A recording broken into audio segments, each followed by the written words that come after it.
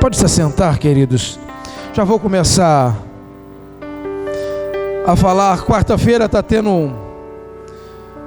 um ensino, um culto de José, a história de José. E a história de José é algo maravilhosa, que vem através de uma grande família, a grande família de Jacó. A história começa lá em Gênesis 37, glória a Jesus. Meu filho sabe colocar, aquele que está no computador é meu filho, a minha esposa estava na bateria, minha filha é aquela que dança aqui na frente. Gênesis 37, filho.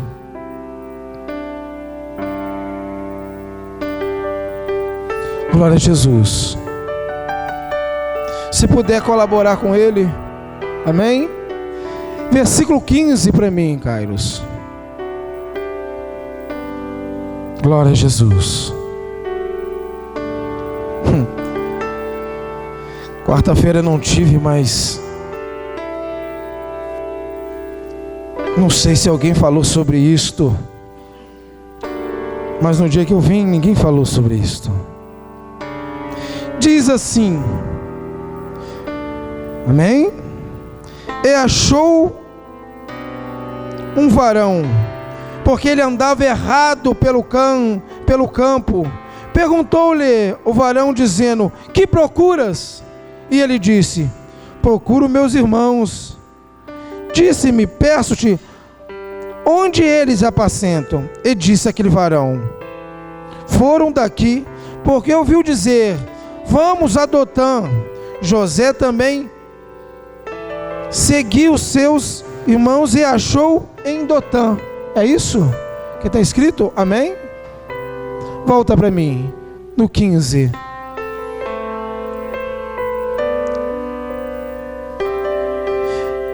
Um homem encontrou a José, que andava errante pelo campo, e perguntou-lhe: que procuras? E eu pergunto a vocês: o que procuras? O que tem procurado? Quando sai da tua casa, quando vem aqui à igreja, o que tem procurado? Aí eu fui e recebi um convite, eu queria ver como é que é. O que tem procurado? A história de José, ela vem de uma grande família, a família de Jacó, um dos patriarcas. Quero que coloque para mim a imagem. Coloque para mim uma das minhas imagens. Glória a Jesus. Essa mesmo. Não, a outra imagem. A história de Jacó começa com Abraão, o pai na fé, o homem que por sinal Deus chamou e tirou ele do meio da parentela, fez ele casar e fez uma promessa para ele: ei, será uma grande nação. Mas a mulher dele era estéril. Mas o que Deus promete cumpre. Sara engravida e tem Isaac. Isaac, por sinal, tem um significado muito lindo, que significa sorriso. Era o sorriso de Abraão. Que corre uma história tão linda, aonde que Deus pede a Abraão para sacrificar o Isaac. Eu quero ter uma oportunidade de fazer uma campanha de Isaac aqui neste lugar. Isaac, por sinal, conhece Rebeca. Rebeca agora se engravida de gêmeos. Ele tem primeiro Esaú e depois Jacó. Já falei sobre o nome, o significado de Jacó, que não é suplantador ou enganador, mas sim aquele que agarra. Esaú era para se tornar o patriarca, era para ser Deus de Abraão, Deus de Isaac e Deus de Esaú. Mas Esaú vende sua primogenitura para Jacó.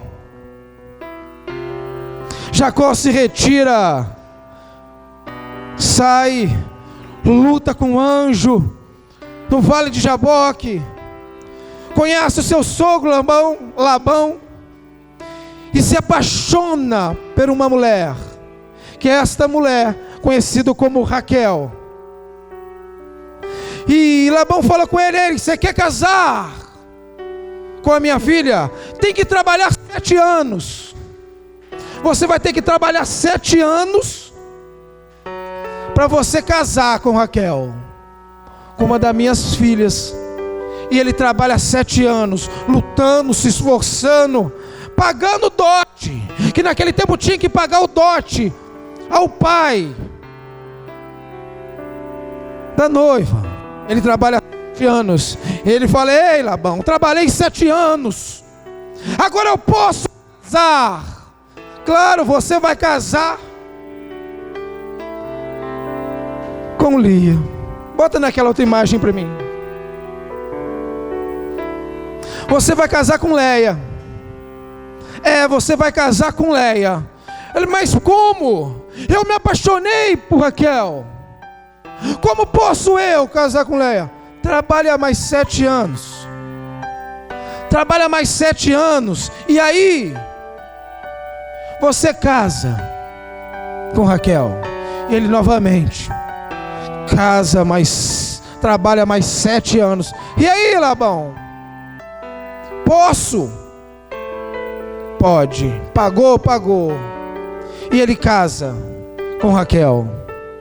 Raquel também é estéril. Mesmo caso de Sara. E aí, quanto isso, a primeira esposa, Leia, começa a ter filho, Rubens, começa a ter Levi, Simeão, Judas, Isacar, Zebulon. E Raquel nada. Raquel não podia ter filhos, e ela queria ter filhos.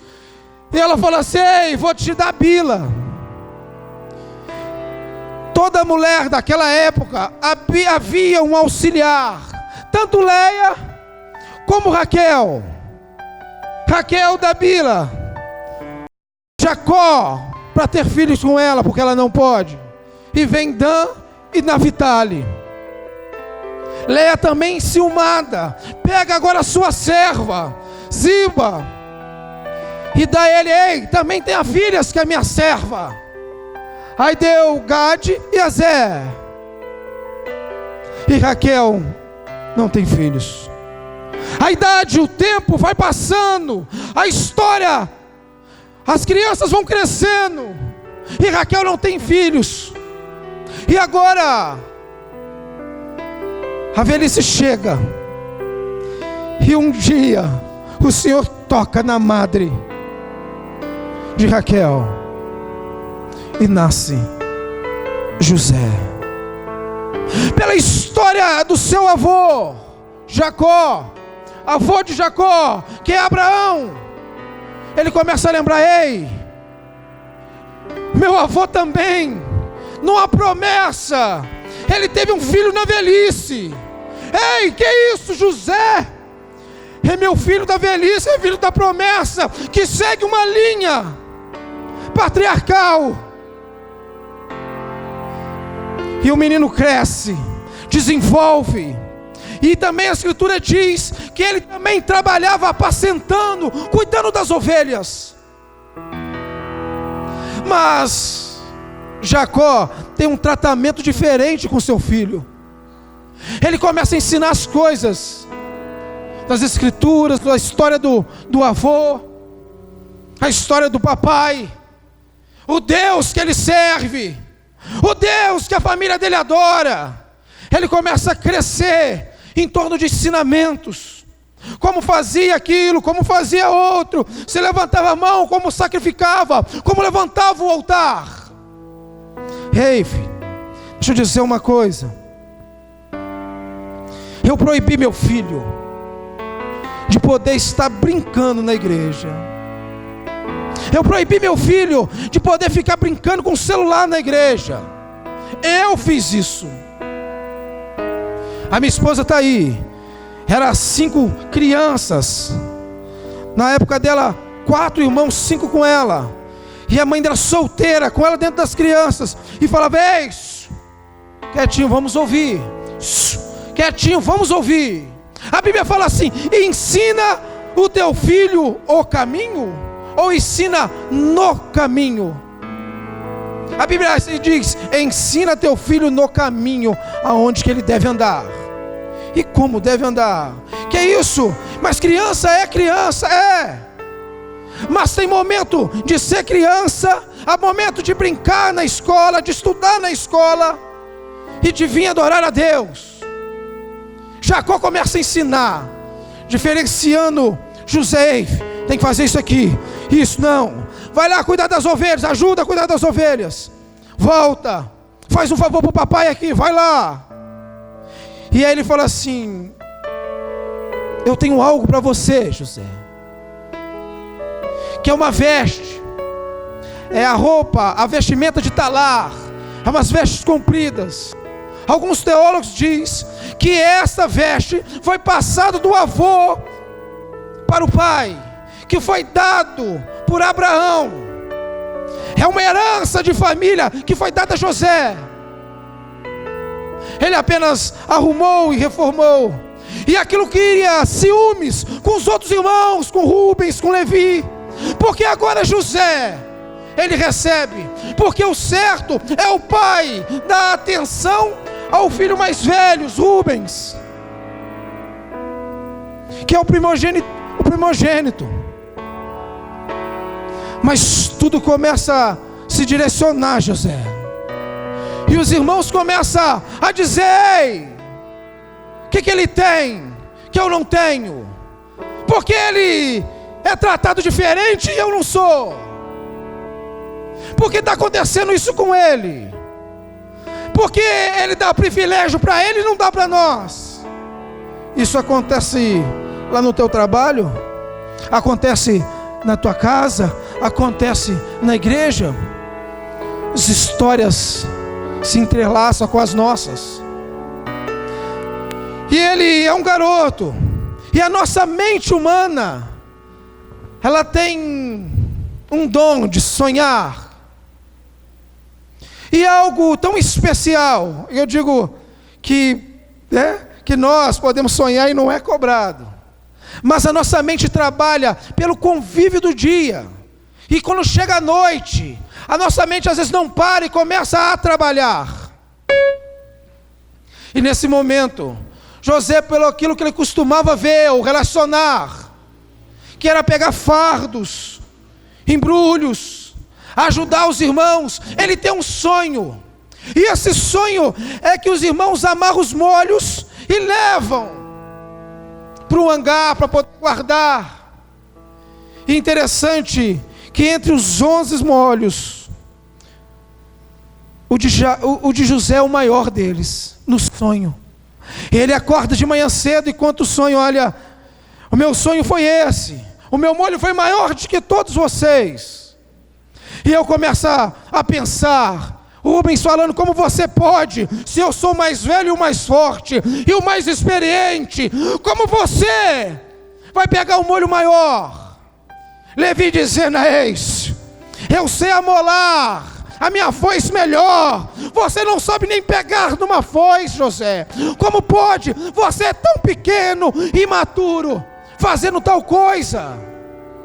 Ei, deixa eu dizer uma coisa: para Deus não importa o teu tamanho, a tua idade, a tua força.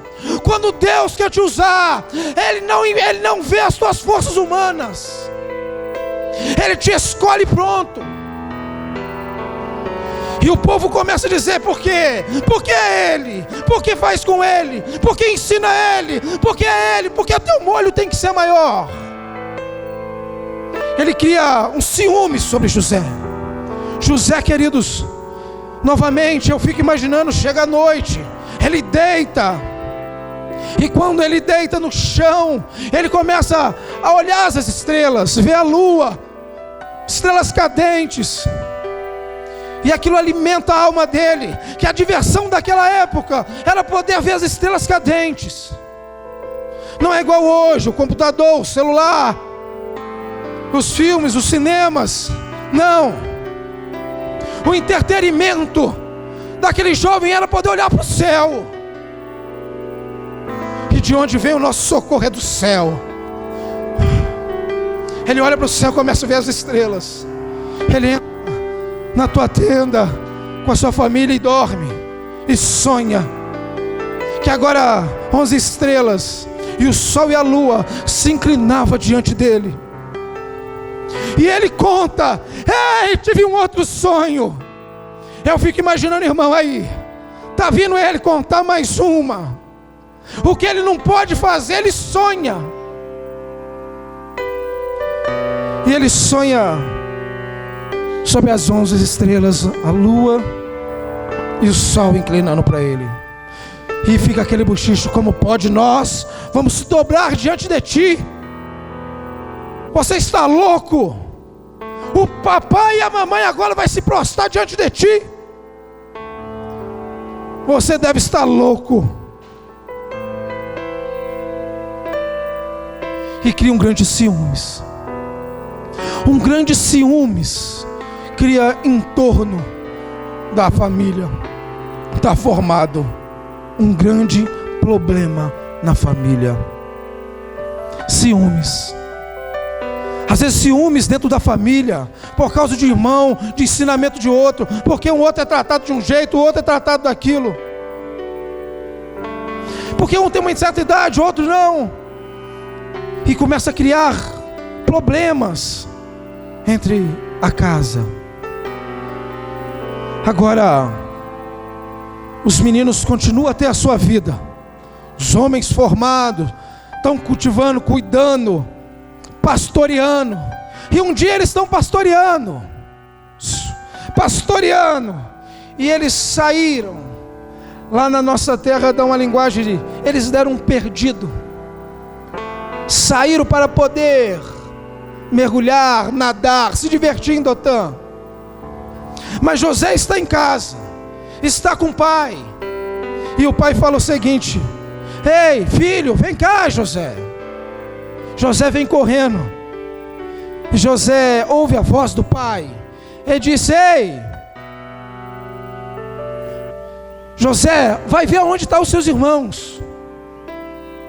Vai e procura os teus irmãos. E ele pega as suas coisas, o bornazinho dele.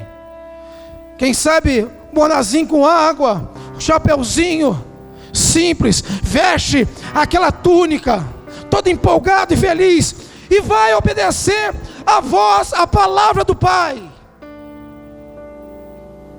Eu te pergunto, se entrou aqui, acredita em Deus. Se você tem ouvido a voz do pai, você tem obedecido a voz do pai. O pai tem falado contigo, e você tem ouvido, e tem obedecido. Ele falou assim: eu vou obedecer. Eu vou obedecer a voz do pai. E ele sai à procura dos irmãos. E estou procurando. E ele chega num caminho. E ele se perde no caminho. Sabe que em momentos da nossa vida a gente pode estar no caminho, porque o Jesus é o caminho, mas eu sabia que a gente pode estar perdido nesse caminho. Hoje há muitos que estão sim na igreja, muitos que professam a mesma fé, mas estão perdidos. Diz uma outra tradução que eles estão vagueando em volta, eles estão dando voltas e não estão seguindo.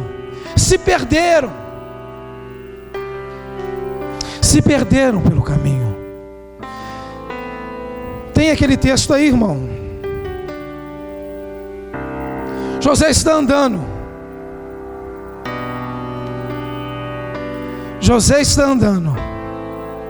Não tem um texto não, né? Apagou e voltou de novo. Acontece o seguinte: José está andando e surge um homem. E esse homem me intriga. Quem é esse homem que aparece no momento quando José está perdido? Quem é este homem? Quando vê o ser humano vagando de um lado para o outro, não sabendo para onde vai, e querendo achar uma direção, e ele não sabe quem é este homem.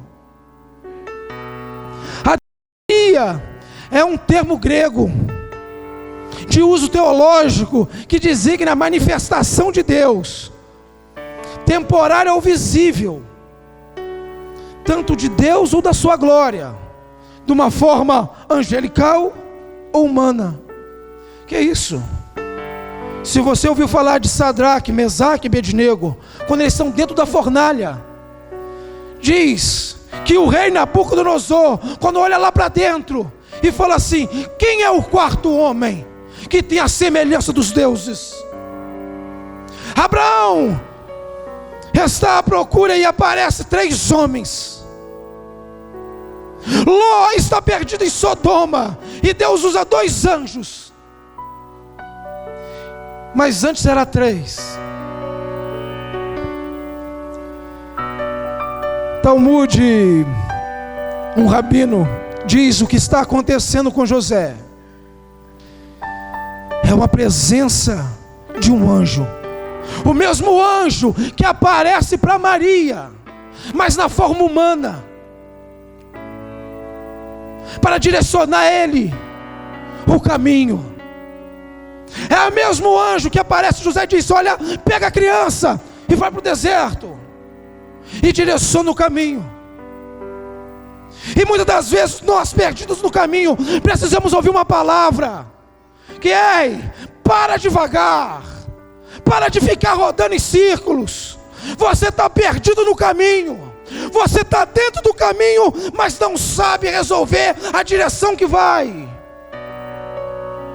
Ele fala: ei, seus irmãos foi para Dotã. Até o nome Dotã, ele é de grande importância.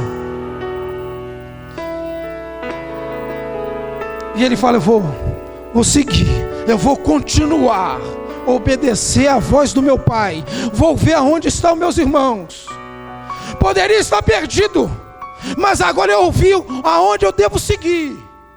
E ele fala assim: eu vou continuar. Estava perdido, mas eu não vou parar. Eu tenho um objetivo na minha vida e vou continuar. E ele segue até Dotã. Chega lá, os irmãos vê ele, e já começa aquela intriga entre eles. Chega Levi, puxa ele, puxa José. O outro vem, pega, agarram José e jogam José dentro de uma cisterna, dentro de um poço. Ele agora está dentro de um poço, não na beirada do poço, não no meio do poço, mas no fundo do poço.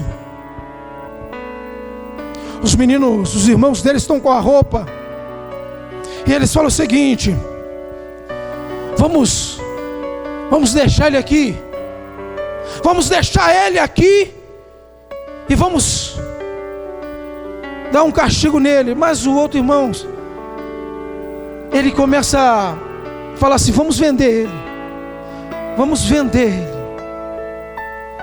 Deixa eu dizer uma coisa: fundo do poço não é o teu lugar. O teu lugar não é no fundo do poço. O lugar de José não era no fundo do poço. Não tem ajuda na frente, não tem ajuda do lado, não tem ajuda do outro. Quando ele olha para cima, é aonde que tem a luz. É por cima que ele vai ser tirado. Para onde que é o nosso socorro? Nosso socorro vem do Senhor. Eu olho para os montes ou para o alto. De onde que vem o meu socorro? O socorro de José era pelo alto. O fundo nosso não é o teu lugar. E José é retirado do poço, não do jeito que ele imaginava, não do jeito que ele queria. Ele queria ser tirado pelos irmãos dele. Ei, deixa eu dizer uma coisa: eu não sei se você está no fundo do poço, ou que situação você está enfrentando, mas muitas das vezes Deus vai usar uma pessoa de fora ou de um outro lugar, não aquela que você imagina, para poder vocês tirar você deste lugar. Como fez com José. Mas de José era um negociador de escravos. Começou a negociar. José, pegou José, amarrou, segurou, arrancou as vestes dele, ele ficou seminu, trouxe a ele a vergonha. Mas muitos se precipitam em dizer que aquele sonho era de José. Muitos se precipitam e pregam o sonho de José. Ele apenas sonhou o projeto de Deus na vida dele. Ele apenas sonhou o projeto de Deus na vida dele. Porque ele nunca disse: eu tenho um projeto de ser governador, eu tenho um projeto de comandar, de ser em cima, meu fardo ser maior do que vocês. Ele não teve esse projeto na vida dele. Quem tem esse projeto, esse sonho, é Deus na vida dele. Ei, deixa eu te dizer uma coisa para você. Você pode ter sonho, você pode ter projeto, sim. E Deus respeita os teus projetos e os teus sonhos. Mas deixa eu dizer uma coisa para você. Respeite os projetos de Deus na tua vida. Consegue respeitar o que Deus tem na tua vida, os projetos dele. Eu sei que Deus tem um chamado na minha vida, eu sei que Deus tem um projeto na minha vida. Mas sabe o que acontece? Muitas das vezes dentro de nós levantamos as mãos e dizemos: eis-me aqui, envia-me a mim. É o meu projeto, agora eu quero ser servo de Deus. E quando começa a vir certas situações, a gente começa a pensar direito. José é vendido, é jogado no poço, é vendido, e agora que ele é escravo, comercializado, ele é comprado, e agora ele está dentro de uma casa, a casa de Potifar.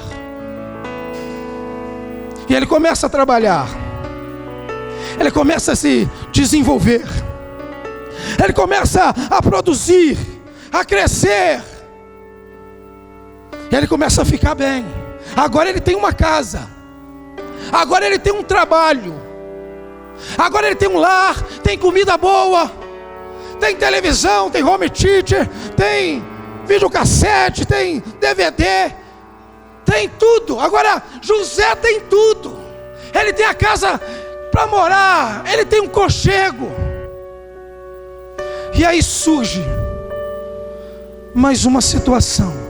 Uma mulher, a mulher de Potifar, se encanta por José, e ela quer ficar com José, ter um relacionamento com José. Mas José, ele tem o temor do Senhor. Ei, isso aqui não é meu não, eu não posso colocar a mão nisso. E aquela mulher tenta agarrar ele. Agora ele tem tudo, e agora ele podia ficar com aquilo tudo que tem. Mas ele fala: ei, não é para mim não. A mulher agarra ele, puxa as vestes dele, ele corre, fuge dela, e ela começa a gritar: ei, José tentou contra a minha vida, José tentou contra a minha vida. E chama os eunucos, avisa o marido dela. É pego José, agarrado novamente, e ele é jogado dentro de uma prisão, com mais 2 prisioneiros. Ei, queridos, sabe o que acontece? José agora, eu fiquei a pensar, será que José ficou pensando assim: oh Deus, eu tinha uma casa, eu tinha um lugar para dormir, eu estava comendo bem, eu tinha tudo. Mas em momento nenhum as escrituras dizem que ele estava reclamando. Ele estava com tudo preparado, a casinha, tudo certo. E como é difícil a gente ter tudo montado, Como é difícil. Nós temos uma casa, tudo certo, tudo certinho, televisão, sofá, beliche, cama de casal, guarda-roupa grande, armário de cozinha, fogão, e perder tudo. Assim foi comigo. Casa própria, queridos, tá lá, fechada. No segundo lugar, tinha tudo. Minha mulher quis a casa rosa. Fiz umas forças, comprei a tinta rosa, botei blindex na frente, na porta. José tinha tudo. E ele, por temer ao Senhor, ele agora é preso. E eu não vejo ele dizendo: ei, está frio aqui, ei, está ruim aqui. Tem 2 prisioneiros com ele, 2 companheiros de cela. Porque quem já ficou preso sabe que uma pessoa dentro de uma cela, como é importante. Como é importante. E o tempo vai passando. Eu fiquei imaginando naquele cubículo escuro, fechado, frio. Qual é o sonho de José? O sonho era o que ele aprendeu do pai: ter o temor do Senhor. As Escrituras diz que o princípio da sabedoria é o temor do Senhor. E meu povo tem perecido a cada dia mais, porque lhe falta o temor, porque automaticamente tem crescido o conhecimento, tem crescido as informações, mas tem diminuído o temor.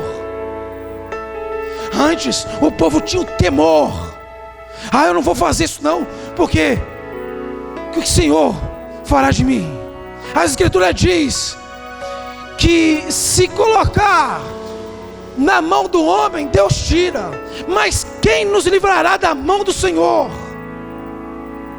Que pode condenar a alma. E hoje, de pouco a pouco, sabe, queridos, nós acreditamos na graça, favor não merecido. Mas deixa eu dizer uma coisa: é para salvação. Mas para uma vida separada, a gente tem que escolher. A palavra diz o seguinte, lá em Hebreus diz o seguinte: sede santo, como o Senhor é santo. Quer dizer o seguinte: sede separados. Sede separados. Cada dia mais nos identificamos com as coisas do mundo. Com o povo a gente se torna igual, idêntico. Não somos mais diferentes, não pelas vestes, as roupas. Precisamos de ordem, decência, sim, mas temos atrofiados no temor do Senhor. José é preso. Eu estou terminando. 2 homens estão lá com ele. E os 2 homens têm um sonho. Um sonhou de um jeito e o outro sonhou de outro. E eles lá dentro, não tendo o que conversar, começou a contar o sonho. E para dizer a verdade, um sonho dentro da cela é como um filme que está no cinema. Todo mundo fica atento para ouvir. E um começou a contar: José se estreitou. O outro contando: José olhou e começou. José falou assim: eu sei interpretar sonhos. Então diz o meu sonho, José. Você sairá daqui e você servirá o rei. Você virá um copeiro. Você estará na mesa do rei.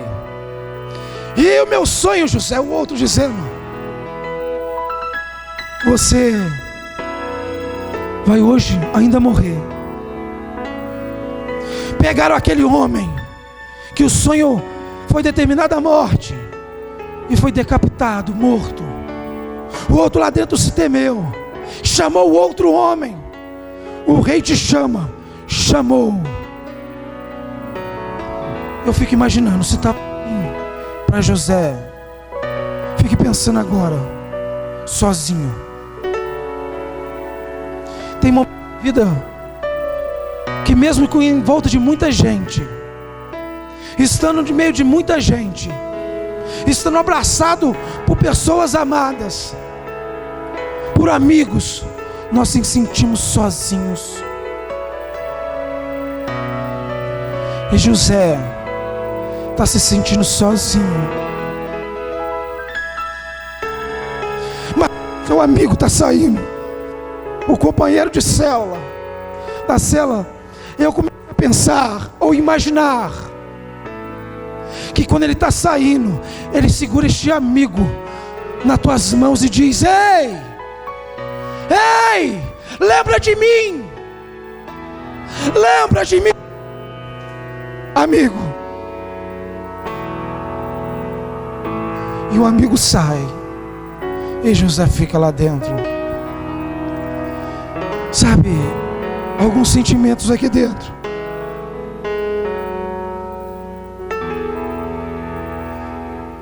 É por isso que está se sentindo sozinho. Alguns sentimentos é aquele que, no meio de muita gente, um abraço, não é de um beijo, mas é de ser lembrado. Talvez você precisa ouvir isso. O anjo que aparece é José, indica o caminho. E hoje eu quero dizer para você esta noite, fecha os teus olhos.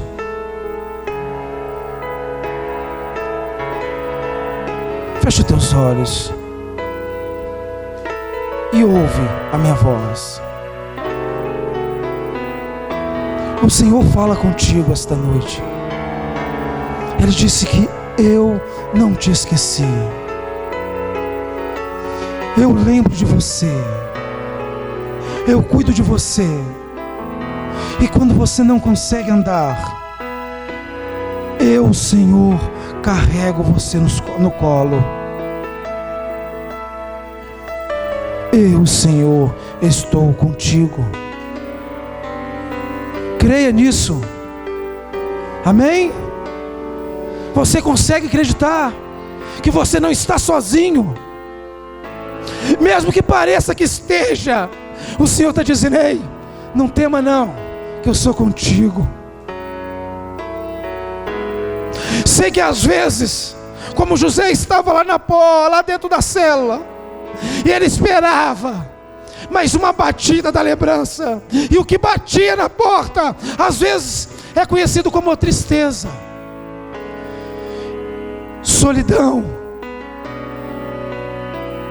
Mas o Senhor nunca desamparou José. José nunca sonhou o que ele queria. Ele sonhou o que Deus queria na vida dele. E ele começou a passar por certas coisas. E foi passando, e foi passando. E ele entendeu que às vezes as coisas vêm sobre a nossa vida, não é para nos destruir. Só por conhecimento, Israel, ele foi destruído 7 vezes, e 7 vezes reconstruído. E a reconstrução foi uma em cima da outra, uma em cima da outra. Hoje, a Israel atual está a 7 vezes mais alto do que as outras. O que nós enfrentamos ou passamos, as guerras que perdemos, não foi feito para nos deixar caído no chão, mas foi feito para fazer nos levantarmos cada vez mais, crescermos mais em experiência, em conhecimento, em vida. E aí houve uma notícia: conheço um homem que pode interpretar sonhos. Retire aquele homem lá de dentro. Ei, queridos, deixa eu dizer para você, eu não sei o que estágio da tua vida você está. Não sei se você está no fundo do poço, se você está se sentindo preso, ou humilhado, ou vergonhado, ou se está tudo bem, está na casa boa, tem tudo, ou se você está como numa prisão, sozinho, sem ninguém, ou com poucos companheiros para poder te ouvir, ou às vezes o teu companheiro é a solidão e a tristeza, ou as decepções. Eu não sei, mas o Senhor hoje está dizendo: ei, tire ele de lá, tire ele de lá. O Senhor quer tirar você dessa situação, quer fazer você entender que aí não é o teu lugar. Aí não é o teu lugar. O teu lugar é ainda mais alto. O teu lugar é ainda mais próximo do Senhor.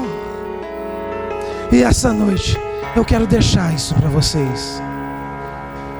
Que o Senhor direcione o teu caminho. Hoje estou dizendo para você o que o Senhor mandou eu dizer. Vamos colocar sobre os vossos pés. Glória a Jesus.